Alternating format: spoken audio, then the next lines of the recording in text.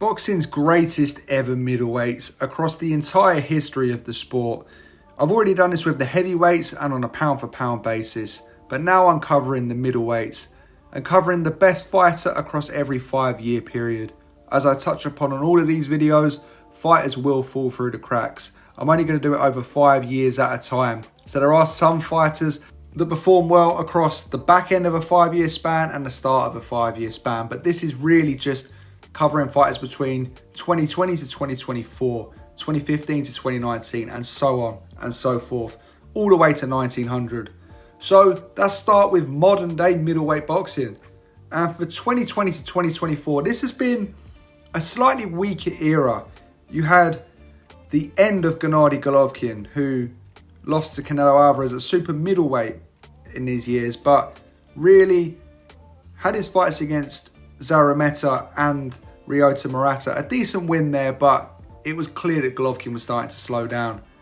Carlos Adames, Erislandy Lara, there have been good champions, but for me, I'm going to go with Janibek Alimkhanuly. Now, Janibek hasn't really got the greatest resume out of these fighters. I mean, Erislandy Lara's probably got the best, considering his entire body of work across his career, but at middleweight, not specifically in this time period.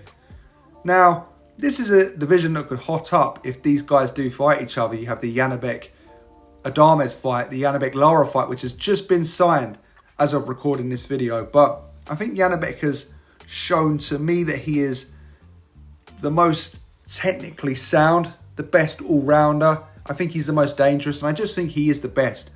He also holds 2 of the titles, the WBO and the IBF, and he's absolutely incredible. I think this third unification fight against Erislandy Lara coming up is going to be a big step in cementing his legacy as one of the great middleweights, because right now he just doesn't have the resume to back it. But I think he's the best in this time. He was an excellent amateur boxer. He has just looked really good in his last few fights as well. So for 2020 to 2024, a slightly weaker era so far, I'm going to go with Janibek. Which then takes me on to 2015 to 2019. Now, the middleweight division was really ruled by the fights between Golovkin and Canelo, because those were the biggest fights in boxing towards the back end of the 2010s in any weight division. Now, I think a lot of this stems on how you view who won those fights. In my opinion, Golovkin clearly won the first, although it was scored a draw. And I have always been of the opinion that I think he just marginally won the second, although it's a very close fight. And I think you can make a case either way. But I think in this time, from watching those fights, I've given Golovkin both victories. Now, I know people that give Canelo the second victory. I have nothing wrong with that. Personally, I saw it different. But it's a very, very close fight. But around that body of work, I mean, Canelo beat Miguel Cotto, who was middleweight champion, but I think it's fair to say Cotto was towards the back end of his career. And I think the fights taking a while were more on Canelo here, you know, when he faced Julio Cesar Chavez Jr. and Amir Khan for the middleweight titles when that Golovkin fight was there. Now, if we look at Golovkin's run of form, he beat David Lemieux to unify the IBF middleweight title, Willie Monroe Jr. and Dominic Wade in 2 of his sort of easier fights. Then you had Kell Brooks stepping up from welterweight, who he ultimately stopped in 5 rounds. And then there was a very good win against Danny Jacobs, which granted Canelo also beat Danny Jacobs in this time too. He also beat Vanis Martirosyan, Steve Rolls, and Sergey Derevianchenko in a very close fight. I mean, I've seen some people give that fight to Derevianchenko. Again, I think the knockdown sways it, but I think overall, having gone into his 23-fight knockout streak, continuing this in this streak, the demolition of a very good David Lemieux, stopping Kell Brook, beating Danny Jacobs, in my opinion, clearly beating Canelo in the first fight, I think I'm going to give this time period to Gennady Golovkin. It's worth noting as well that Canelo didn't necessarily venture at middleweight this entire run. He went up to super middleweight, even light heavyweight. Whereas Golovkin, who I forgot to mention, also stopped the very durable Martin Murray, the only man to do so in this time. He was the more dominant middleweight throughout the 5 years, so I'm going to give it to Golovkin. But I think Golovkin's prime years were between 2010 to 2014. He was the Fighter of the Year winner in 2013, according to some bodies. He beat Matthew Macklin, absolutely walked through him. I mean, he knocked out everyone he faced in this time period. There was the chop on the top of Marco Antonio Rubio's head, One of the more impressive victories, in my opinion, against Daniel Gill, who had never been stopped before, a unified world champion, had lost fights but never been stopped. I know Cotto stopped him afterwards, but there were weight stipulations in that fight that completely drained Daniel Gill. You could see from the weigh-in, whereas Golovkin just walked right through him with ease. And this was when Golovkin had really burst onto the scene. From 2013 to 2014, he was phenomenal. But I wouldn't find it fair to really just give Golovkin this time. I think you have to, because of the monster that was emerging and the way in which he was just decimating fighters across the last 2-3 years, top fighters. But for me, the standout across the first 4 years would be Sergio Martinez, without a shadow of a doubt. I mean, there was the Kelly Pavlik destruction, beating him over 12 rounds. The way he absolutely iced Paul Williams, I mean, it was, phenomenal. He dropped Sergey Zanzirik, who had moved up from light middleweight multiple times, stopped the future world champion Darren Barker, beat Julio Cesar Chavez Jr. in a massive grudge match. This was also stopped Matthew Macklin and controversially beat Martin Murray in 2013. Now, that's the only shine you take off Martinez, is I don't think he won that Murray fight. And ultimately in 2014, at 39, he lost to Miguel Cotto. With the knee injuries in there as well, it's worth mentioning. His knees were completely shot by that time. But from 2010 to early 2013, or late 2012, I should say, Martinez was looking like a serious pound-for-pound level fighter. He was a serious pound-for-pound level fighter. Number 3 in the rankings, solely behind Prime Pacquiao and Mayweather. So 2010 to 2014, I'm going to split it between those two guys. 2005 to 2009 now. This was really between Jermaine Taylor and Kelly Pavlik. Taylor had dethroned Bernard Hopkins, the undisputed champion, to win the belts, and ultimately had defended it until 2007, where he faced Kelly Pavlik, and there was that excellent fight in which Pavlik was out and pulled off one of those dramatic comebacks. Pavlik also beat Taylor in the rematch. He would blow away Gary Lockett and stop Marco Antonio Rubio and Miguel Espino, whilst also beating the very hard punching Edison Miranda before he fought Taylor for the titles. Now, there was the one loss to Bernard Hopkins in this time period for Pavlik, but that was at 169 pounds. Well, he was weighing 169 pounds in that fight. So it doesn't really count to his middleweight form. I think it's between those two, and for me, I would go with Pavlik, who I think was just a bit more of a powerhouse at this time at 160 pounds. Ultimately, he would never really be the same after losing to Sergio Martinez in 2010, but across this time, he was a serious fighter, tall, powerful, he had a lot of heart, and I think he was the best middleweight across these years. Now, next up, I'm going to give the entire decade to Bernard Hopkins, because I think this is such an underrated run in the history of boxing. Bernard Hopkins won his first ever middleweight title in 1995 at the age of 30, which it's not necessarily too late to win your first world title, but just considering what Hopkins would go on to do. He actually lost to Roy Jones Jr. for the IBF middleweight title in 1993, a few years earlier. But in these years, he retained his title multiple times, stopped Glenn Johnson, who would go on to be a great fighter, John David Jackson, another champion at middleweight, obviously stopped Simon Brown, and then towards the early 2000s is where he started to unify the titles. He beat Keith Holmes, stopped Felix Trinidad, just a remarkable win in the 12th round. William Joppy, Carl Daniels, and of course Oscar De La Hoya in 2004. He was undefeated across the time, unified every belt to become undisputed, knocked out pound for pound superstars of the sport, made close to 20 title defenses successfully, and was just so crafty, holding the belt across this entire period and eventually cleaning out the division. This is one of the most underrated runs, especially considering what he would go on to do. It really, really is incredible how he fought for another decade and beyond, up to light heavyweight against pound for pound stars. So from 1995 to 2004, the best middleweight in boxing was Bernard Hopkins.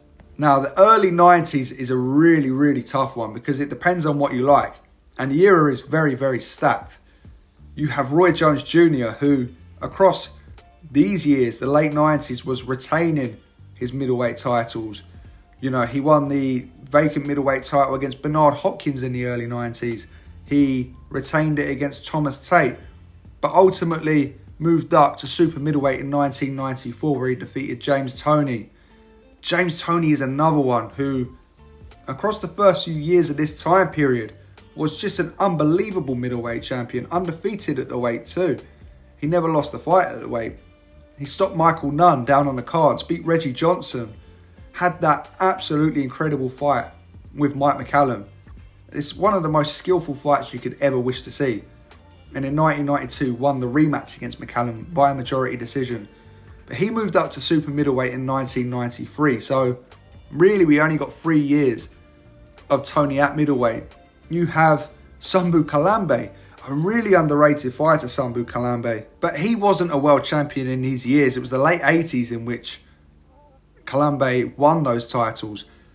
You have Mike McCallum, who was exceptional. But for me, I would probably have to go with Gerald McClellan, who was just at his devastating best at middleweight in these years. He obviously lost the fight to Nigel Benn in 1995 at super middleweight. So after this time period and at a different weight. But he scored 10 first round knockouts in these years. He knocked Julian Jackson out in 1 round to defend the WBC middleweight title. He knocked Julian Jackson out again in 5 rounds. Successfully retained his middleweight title 3 times after winning it for the 2nd time, all via first round knockouts. As I say, one against Julian Jackson. And won the WBO middleweight title against John Mugabe, again via a first round knockout. This is where McClellan had really cemented himself as a middleweight force. And I know it's a tough one. You could definitely go for James Toney, who had the better resume, in my opinion, but wasn't at middleweight for as long.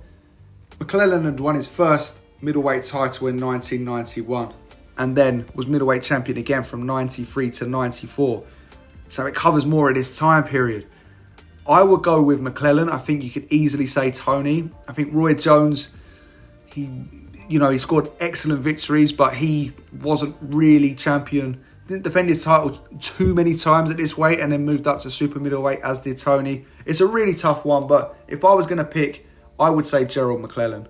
Moving to the late 80s. I mean, again, this is a tough one because it's one in which, the 80s is synonymous with Marvin Hagler, but he retired in 1987 and he lost that Leonard fight. Now, it's one of the most controversial decisions in boxing history. Most people think he won that fight. A lot of people think Leonard won that fight. It's very close. I've always been in the opinion that he threw away the first 4 rounds. And I think Leonard just nicked it with his boxing. But that being said, it was still a great fight against a great fighter. But after that retirement, you had Michael Nunn, who knocked out Sambu Kalambe, Juan Roldan, Frank Tate and Iron Barkley at middleweight. You also had Sambu Kalambe, who, after losing the European title shot against a world champion caliber fighter in Ayub Kaluli, went on to win the European title against Harold Graham, a world level fighter. He also beat Iron Barkley over 15 rounds, winning the WBA middleweight title. He beat Mike McCallum. Beating Mike McCallum is such a difficult task. He beat Doug Dewitt and Robbie Sims. The late 80s also had Mike McCallum, who was just such a great fighter. He knocked out Julian Jackson in 2 rounds. Milton McCrory, Don Curry. But those guys were at 154 pounds before he ultimately won the title against Harold Graham in 1989 and went on a really good run, beating Steve Collins and Michael Watson in the early 90s. But I'm going to have to go with the obvious pick, with Marvin Hagler. Now, the activity isn't there, but he was clearly the greatest middleweight of the 1980s. And although he only had 3 fights and he only won 2 of them, you could argue they're amongst the 3 greatest fights of the decade. The war against Thomas Hearns in 1985, I mean, it's without a doubt in the top 3 fights of all time. The war against John Mugabe, an undefeated monster, to claw back from where he was to secure that 11th round knockout. Again, one of the all-time great fights. And that fight against Sugar Ray Leonard as well, which I think it goes under the radar of how good a fight that is. As I say, I've always eked that towards Leonard, but it was such a close fight and fought at such a high level that I think it's one of those. I do these lists a lot, and I don't really criticise the man that loses a fight like that against a fighter like that when it goes like that. So from 1985 to 1989, I'm going to go with Marvin Hagler, although he was the least busy of all of the fighters I mentioned. But when it comes to 1980 to 1984, it becomes very easy. It's one of the easiest ones on this list, and that is Marvin Hagler. After stopping Alan Minter in 3 rounds, brutally cutting him up, he became middleweight champion in his 54th fight, I should say, by the way. I mean, fighters get title shots under 10 fights these days, you know.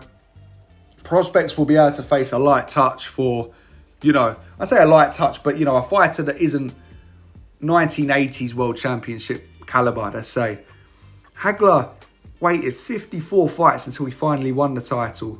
He boxed Vito Antuofermo in 1979 and was robbed. It was given a draw. And, you know, in 1979 was beating really tough guys like Sugar Ray Seals, Benny Briscoe, Kevin Finnegan, Willie Monroe. You know, that was a really, really tough era. And I think that he probably was the best middleweight for years before he was champion. But after winning it in 1980, he successfully defended the titles 11 times in a row, scoring 10 knockouts in those years. Ultimately, he would win 2 more world title fights. But you had the stoppages over Mustafa Hamsho, Juan Roldan, Tony Simpson. You know, these are tough guys. Vito Antuofermo, who he stopped in 4 rounds after having that controversial draw. Antuofermo was a tough guy. And of course, the most recognisable name on the resume in these years is Roberto Duran over 15 rounds. 1980 to 1984 is undeniably the undisputed middleweight champion of the world, Marvin Hagler. Now, and you could give the late 1970s to Hagler too. As I say, it was one of the hardest runs of his career, although the names aren't as well known. Of course, you know, you have Benny Briscoe, who was just so tough. I mean, Benny Briscoe was a leading contender in the 1970s, a real tough guy. Hagler did lose to Willie Monroe in that time. And my late 70s pick is going to be similar to my late 80s pick in regards to a fighter that wasn't as active, that was coming towards the end of one of the most dominant reigns ever, and only had 4 fights in this time. It's Carlos Monzon. And Monzon was the middleweight champion from 1970 to 1977. He ruled the middleweight titles. And he beat the excellent Rodrigo Valdez twice in these years. Rodrigo Valdez would go on to become the middleweight champion after beating Benny Briscoe. And I think anyone that hasn't seen I believe it's the second fight between Briscoe and Valdez, is one of the greatest fights ever. Valdez beat Briscoe 3 times, but Briscoe was as tough as they came. And he was the only man that I believe ever knocked Briscoe out cold. It is one of the all-time great fights in the late 70s, the second fight. But as I say, Briscoe was a great fighter too, that Monzon beat in 1972. But Valdez was a great fighter who would go on to be a champion. But even at the end of his reign, Monzon beat him twice over 15 rounds. He also made 2 other successful defences, beating Grazian Tona and Tony Licata. The majority of his best work was done in the early 1970s, which again, this is going to be another decade to Carlos Monzon, because after winning the middleweight title in the 1970s, you know, those first 5 years were just devastating, man. He knocked out Nino Benvenuti to win the title in 1970 in the 12th round, smashed him in 3 rounds in the rematch, TKO'd the legendary Emil Griffith. The good thing about these lists is you can hear me talk about these fighters and say how they're legends, and then later on down the line you'll hear what they've done to become legends. And Emil Griffith and Nino Benvenuti are certainly in that category. But Monzon also stopped Denny Moyer, Jean-Claude Bautier, Tom Boggs. You know, he was literally smashing everyone. I mean, after winning the title off Benvenuti, he knocked all of those guys out until he faced Benny Briscoe. And that just shows how tough Benny Briscoe was. And Benny Briscoe had nearly knocked Monzon out before he became champion. He also defeated Jose Napoles towards the end of this time, Tony Mundine, and Jean-Claude Gaultier again. It's one of the most dominant runs ever. Carlos Monzon is a straight up middleweight monster. And this takes me on to the late 60s, 65 to 69. And when you touch upon these fighters, like a Carlos Monzon, what made him so great is how he dispatched off those greats that came before him at middleweight. Now, Nino Benvenuti went 65-0, becoming WBA and WBC junior middleweight world champion, which a multiple time world champion with a record of 65-0. I mean, that's just crazy. He lost that title in his 66th fight to Kim Ki-soo, and he moved up to face Emil Griffith, who again was a former excellent welterweight world champion, and moved up to middleweight. And he beat Emil Griffith to become middleweight world champion, having a record of 72-1, lost the rematch to Griffith, and then won the rubber match to Griffith. He would then go on to defeat Don Fulmer, Luis Manuel Rodriguez, and Fraser Scott, defending his middleweight titles across the late 1960s, ultimately losing it to Carlos Monzon. He did lose to the legendary Dick Tiger, it's worth saying, in a non-title fight. Now, Benvenuti would be my pick, but I'm going to put him alongside the legendary Emil Griffith, who was not only fighting all of those middleweight legends in this time and defending the middleweight world titles, but was also going back down to welterweight, where he was a 5-time welterweight world champion. Having been one of the sport's most prolific welterweight champions in the early 1960s, he moved up to dethrone the incredible Nigerian Dick Tiger for the middleweight world titles. And he would successfully retain those titles twice before losing to Benvenuti, beating Joey Archer twice. As I say, he would lose the rubber match to Benvenuti. But in beating Dick Tiger, Dick Tiger was, as I say, we're going to touch upon Dick Tiger moving on, a great fighter. And in 1965, he was, defending his welterweight titles. He also faced Jose Napoles for the welterweight title in 1969, losing that fight. But both Napoles and Griffith will go up to middleweight to face Carlos Monzon and will both be unsuccessful in their bids. 1960 to 1964. Now, the reason that I put Griffith alongside Benvenuti, despite losing to Benvenuti multiple times, 2-1, losing the rubber match, I should say, is because he beat Dick Tiger. Now, Dick Tiger, what a fighter Dick Tiger was. Nigerian born, but lived in Liverpool. Now, by 1960, he had a record of 38-14-2 when he lost to Wilf Greaves, losing the Commonwealth title. He would avenge that defeat, and Wilf Greaves was a good fighter. Tiger then defeated Florentino Fernandez, a hard puncher with 43 knockouts in 50 wins, before winning the WBA middleweight world title off of Gene Fulmer. Gene Fulmer was a man who was able to defeat a middleweight world champion, Sugar Ray Robinson. He had multiple wins over Sugar Ray Robinson in the 50s and early 60s. And Tiger would beat him again in 1963. They had a trilogy initially, 3 fights back-to-back, in which Tiger won 2 and there was a draw.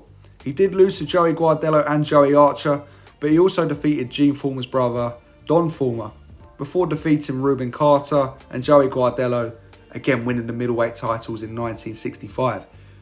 Tiger was a phenomenal fighter. He died extremely young, sadly. He had cancer and lost his life at the age of 42, not long after his final fight against Emil Griffith in 1970. What a fighter. Dick Tiger is going in my spot for the early 60s. And it doesn't really relate to this particular video, but he moved up to light heavyweight and defeated, a Hall of Fame light heavyweight champion, Jose Torres, twice to become a 2-division champion. The late 1950s is a stacked era. The standouts, you would have to say, would be Gene Fulmer and Sugar Ray Robinson.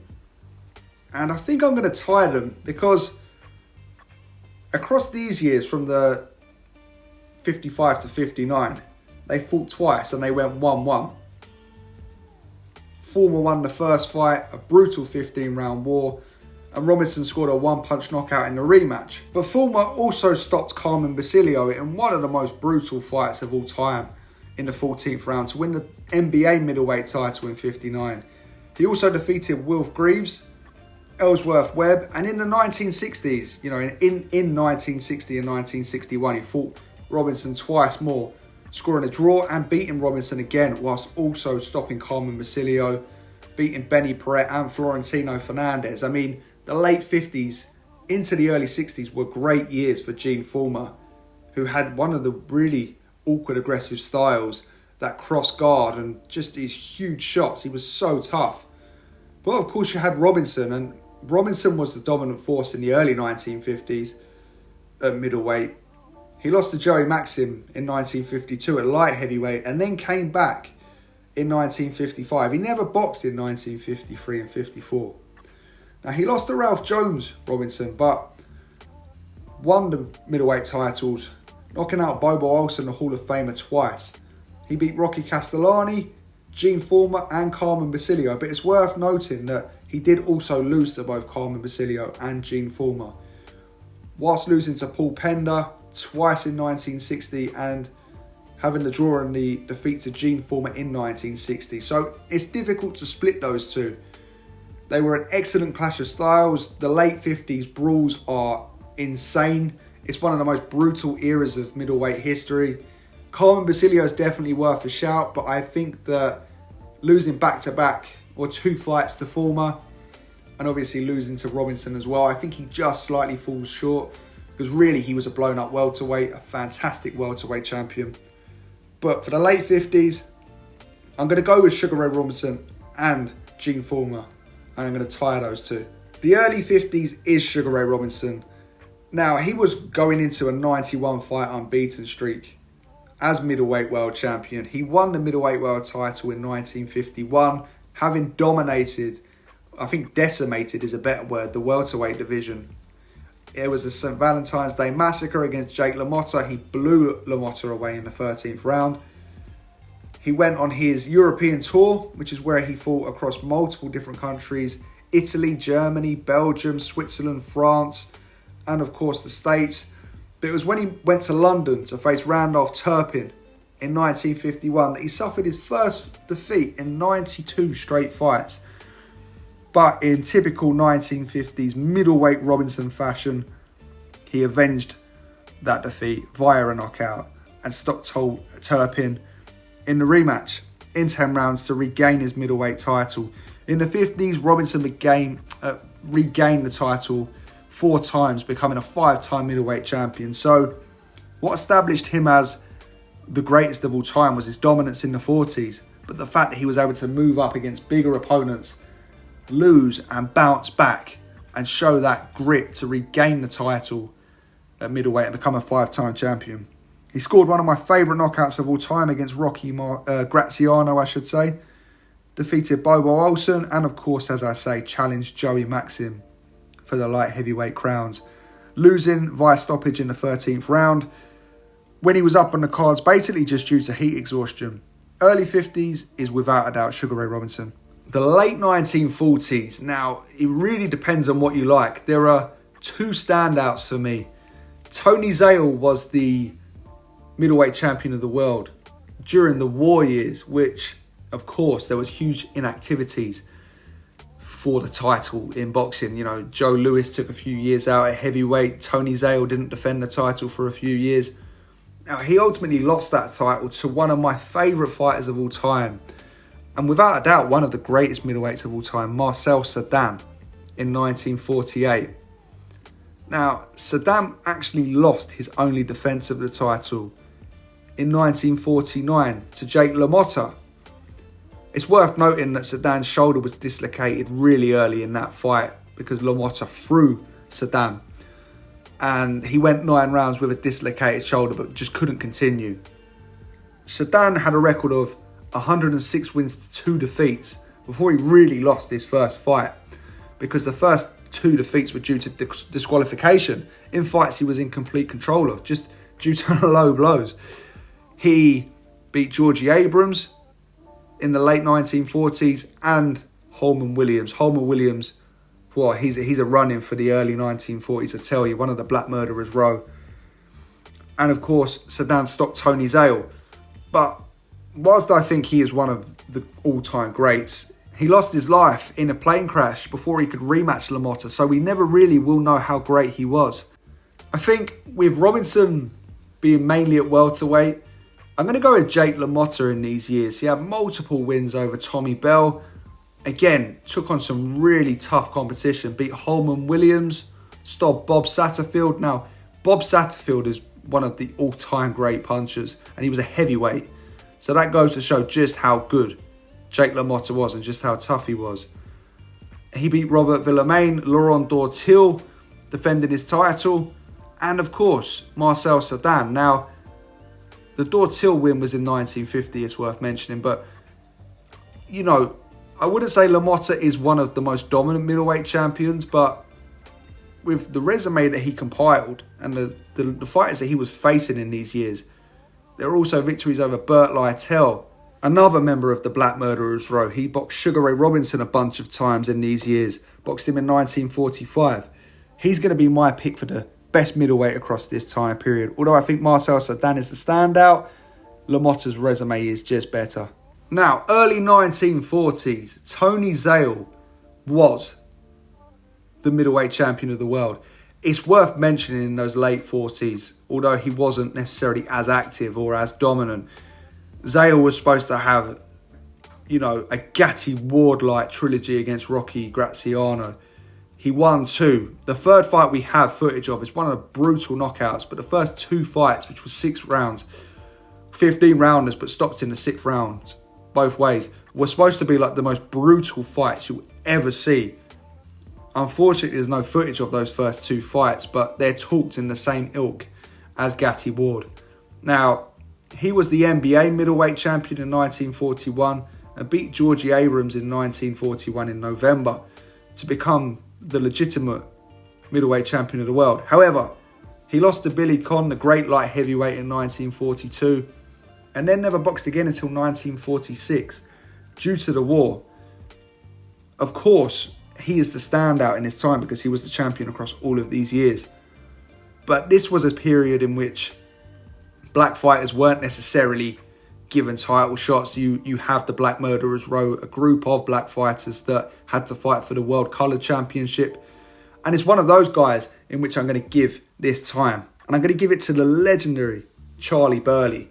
Now, when you look at Charlie Burley's early 1940s resume, it's insane. There's multiple wins over Holman Williams, who he beat at least 3 times. He beat Shorty Hogue. He beat one of the all-time greats in Archie Moore, Aaron Wade, Jack Chase. You know, the only one that Burley didn't beat in this time was Ezra Charles, and that's just a standout to Ezra Charles.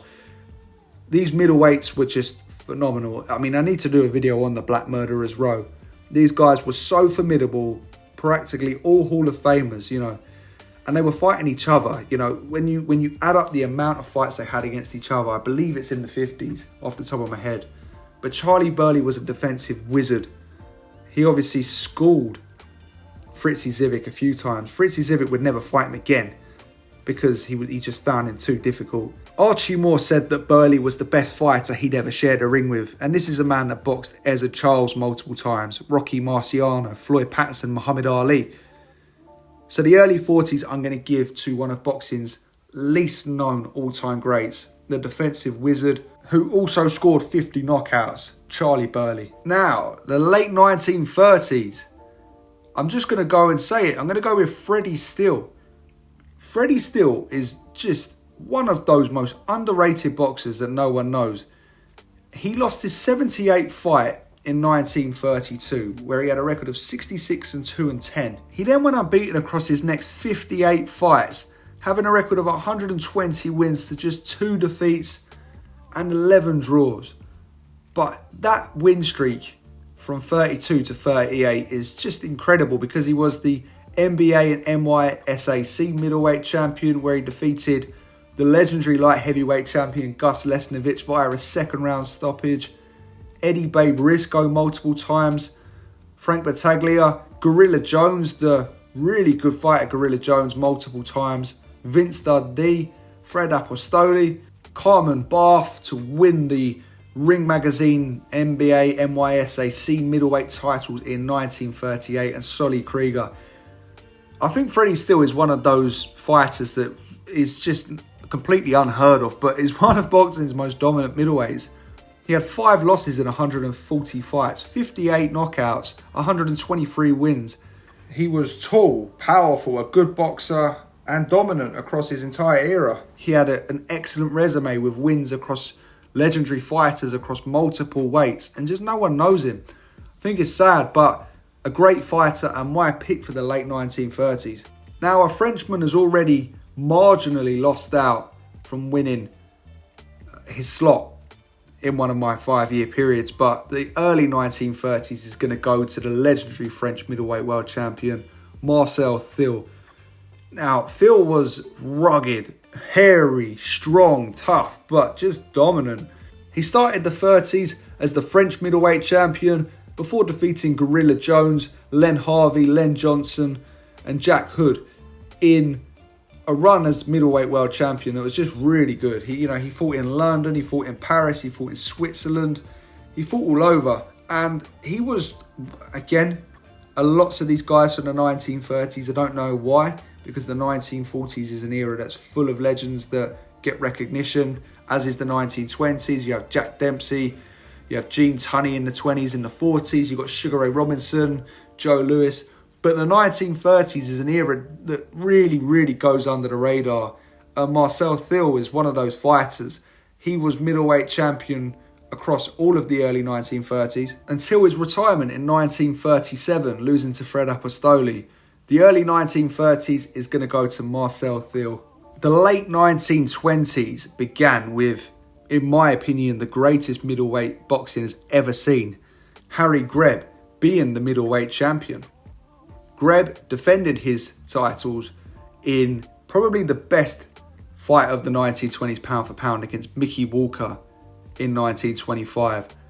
And just 2 weeks later, he defeated Maxie Rosenblum. Both of those fights going, 25 rounds in total. The Walker fight was a 15-rounder and the Rosenblum fight was a 10-rounder. He had beaten Johnny Wilson, Jack Reddick, fought Gene Tunney in 1925. And whilst Greb had beaten the first black man to ever win a middleweight title in Tiger Flowers in 1924, it would be Tiger Flowers who would claim the middleweight title. As I say, the first black fighter in boxing history, which is such a huge thing in this era, especially beating Harry Greb as well. Tiger Flowers would win the middleweight titles in 1926, beating Greb not once but twice via split decision. And Greb would sadly, it would be his last ever fight and he would die very shortly after due to nose surgery. And Flowers was looking, to be one of the all-time greats, a southpaw, which again was very rare for a champion in that era. But just a year later, after losing the title to Mickey Walker in 1926, which most people say was a robbery, they say Walker never deserved that fight. Just a year later, Flowers himself would be dead, similarly to Harry Greb at the age of 32, due to nose surgery. It was Mickey Walker who would hold the middleweight title for the rest of that era, from late 1926 to 1929. And it'd be Mickey Walker who would be my pick for this time. The Mickey Walker-Harry Greb fight, there's no footage of it. Harry Greb won in 1925. But it is deemed one of boxing's greatest ever fights. Again, battled between two of boxing's greatest ever fighters. If you read Bert Sugar's book about boxing's greatest ever champions, Harry Greb is in the top 5 and Mickey Walker is in the top 10 pound for pound. Mickey Walker defeated Tommy Milligan, defending the middleweight titles in a 20-rounder. He defeated Mike McTeague, the Hall of Famer, via a first-round knockout. Defeated Tiger Flowers. Again, as I say, it's probably quite a controversial decision. But he also defeated Mike McTeague for the light heavyweight titles in these years too. But he defeated him on points in a knockout-only win. Now, the significance of that is, of course, Walker would go on to be the middleweight world champion. But he was also one of the all-time great welterweights before, having won the welterweight world title off of the legendary Jack Britton, and defending that over multiple years. So really, across the 1920s, Mickey Walker had won titles in 3 different divisions. In the old era of boxing, he'd won titles for the welterweight belts, the middleweight belts in which he became champion and defended until the late 1920s, and he had won a light heavyweight title fight on points via knockout only. So he was dominating across 3 different weight divisions, although, as I say, he did lose to Harry Greb, who was the star of middleweight boxing and above in the early 1920s. But what makes Walker's story so much more intriguing is in the early 1930s, Walker was a short fighter, stout, about the same size as Roberto Duran. But in the early 1930s, the former welterweight and middleweight world champion moved up to heavyweight and took on a ton of heavyweight contenders, and actually became a heavyweight contender himself because he was beating these guys. He beat King Levinsky and Paulino Oskudin. Paulino Oskudin is a really good heavyweight contender in the 1930s. But probably Walker's most impressive feat was a draw. In 1931, which, going a little bit off piste there, he drew with Jack Sharkey over 15 rounds. Later that year, Jack Sharkey would become heavyweight world champion. You know, there's a case that Walker could have won that fight against the heavyweight champion of the world that year. It's absolutely insane. But the late 20s in middleweight, Harry Greb and Tiger Flowers had sadly died, and it was Mickey Walker's time because of that. But the early 1920s, without a shadow of a doubt, is Harry Greb. And I'm actually going to give Harry Greb the entire decade from 1915 to 1924. The level of activity Greb compiled in this years and the dominance was just unlike anything we've ever seen in boxing. From 1915 to 1924, Harry Greb had 237 fights, and he only lost 10 times within that time period. It's just jaw-dropping. He had completely conquered the all-time greats from welterweight to heavyweight. In that time, he defeated Gene Tunney, Mickey Walker, Tiger Flowers, 3 guys whose names are synonymous with all-time greatness. Tommy Loughran, who he defeated multiple times. Maxie Rosenblum, battling Levinsky, who he defeated around 7 times, the light heavyweight Hall of Famer. Tommy Gibbons, who he defeated multiple times. Jack Blackburn, Kid Norfolk. All of these names I mentioned are Hall of Famers. Jeff Smith about 5-6 times. Gumboat Smith, who was, a heavyweight. It's more simple to put Greb's achievements in this time period just explaining it really than breaking down the resume, because the resume is too vast. He had 299 professional fights in total. As I say, 237 of those in these years. He was consistently fighting 10, 15, 20 rounders, anywhere from middleweight to heavyweight, but also fighting welterweights that were moving up. He defeated 16 different Hall of Famers over 30 times, the most ever of anyone in history. He finally won the middleweight world title in his 239th fight in 1923 against Johnny Wilson, a man who he beat multiple times. They just would not give him title shots. He had already dominated the middleweight scene in unprecedented fashion, in a fashion no one's ever been able to dominate since. His numbers against light heavyweight Hall of Famers, along the likes of Kid Norfolk, Tommy Loughran, Gene Tunney, are amongst the greatest ever seen at light heavyweight. He defeated the future world heavyweight champion Gene Tunney, the only man to do so. And he defeated pretty much every leading contender in the heavyweight division to make himself not only the best middleweight in the world and the best light heavyweight in the world, but the leading contender for Jack Dempsey's heavyweight title. He went 45-0 in 1 year in 1919, and he did much of this whilst he was blind in one eye. Harry Greb, his resume and his story and his dominance there's no one that can match that, not even Sugar Ray Robinson, with the weight jumping feats and the adversity Greb had to deal with. Now, for the early 1910s, it wasn't the greatest era, to be honest with you. Stanley Ketchel, the most dominant fighter of the late 1900s, was murdered in his early 20s on a barn, which just, threw boxing into a frenzy. And ultimately, Ketchel, we're going to touch upon Ketchel in a minute, but was one of the all-time great fighters, without a shadow of a doubt. So the belt was up for grabs. Harry Greb didn't turn pro until 1914. There was guys like Frank Klaus, who was the middleweight world champion. You had Jack Dillon, who was a phenomenal fighter. Again, Harry Greb beat all of these guys. Now, I think you can make a very strong case for Jack Dillon. He had an excellent resume against the Hall of Famers of the era. He beat lots of middleweights. However, he was predominantly a light heavyweight, so I think putting him in the greatest middleweight of this category wouldn't necessarily be right. I'm actually going to go for George Chip, the middleweight champion of the world. Chip actually lost multiple times to Dillon in this time frame, but he won the middleweight championship in 1913 and he held it until 1914. He does hold a win against Harry Greb, which is one of the biggest flexes in boxing. Chip did actually lose the title, surprisingly, in a first round knockout defeat to Al McCoy, but he beat Al McCoy around that. I'll be honest, this isn't my strongest era in knowledge, but I'm going to go with Chip as a champion. If you know this era better, I'm more than happy for you to put who you think is the top spot between 1910 to 14. The late 1900s is one of boxing's wildest fighters, Stanley Ketchel, the Michigan assassin, who had 51 wins to 7 defeats with 46 knockouts, one of the hardest pound-for-pound punchers ever. Ketchel was just a savage in the ring. He beat Billy Pack. Now, we do have footage of his fights.